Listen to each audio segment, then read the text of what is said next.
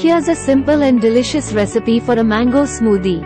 Ingredients: 2 ripe mangoes, peeled and diced. 1 cup of plain yogurt. 1/2 cup of milk, dairy or non-dairy. 1 tablespoon of honey or sweetener of your choice, optional. Ice cubes, optional. Instructions. Start by preparing the mangoes. Peel the mangoes and remove the flesh from the pit. Cut the mango into small pieces. Place the diced mangoes into a blender. Add the yogurt and milk to the blender. If desired, add honey or any sweetener of your choice to enhance the sweetness. Blend all the ingredients until smooth and creamy. If the consistency is too thick, you can add a splash of additional milk or water to adjust it. If you prefer a colder smoothie, you can add a handful of ice cubes to the blender and blend until they are crushed and well incorporated.